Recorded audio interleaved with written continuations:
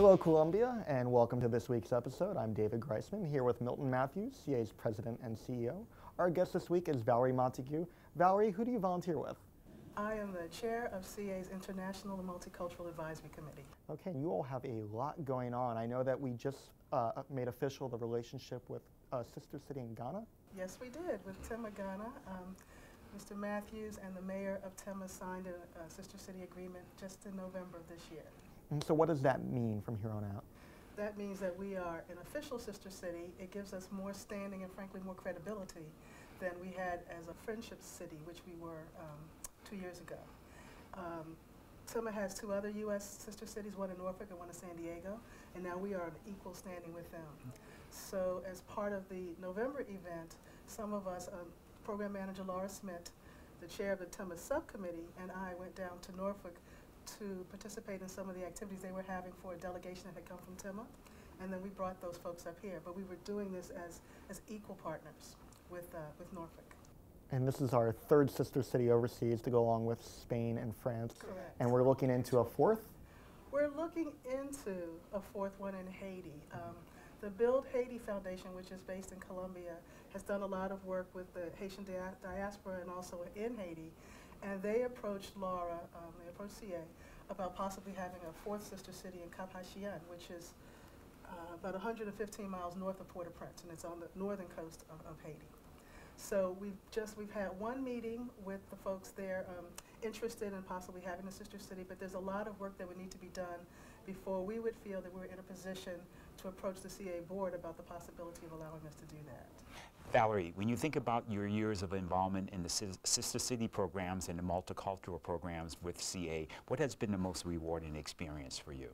I think the most rewarding experience for me is to see the high school students who participate. My daughter actually was one of the people who participated in the program several years ago.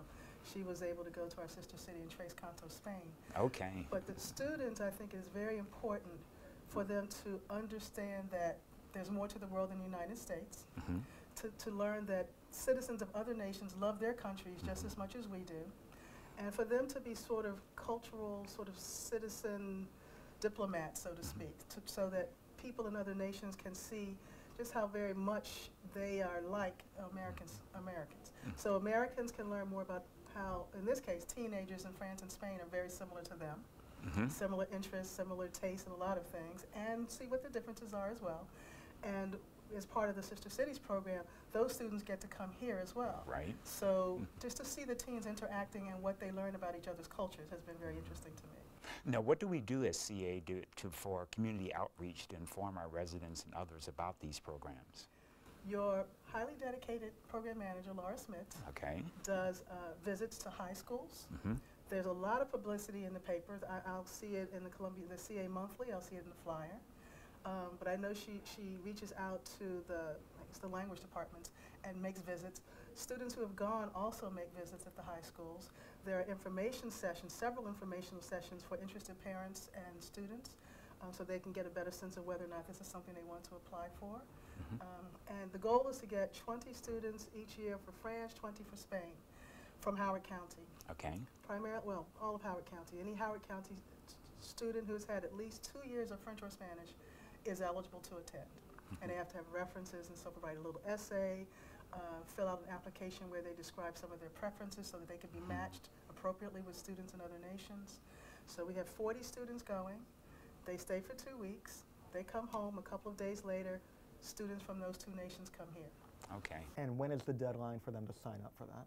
It's February 21st. And they can go online to Columbia Association's website? Absolutely. Valerie, thank you very much. Columbia, thank you very much.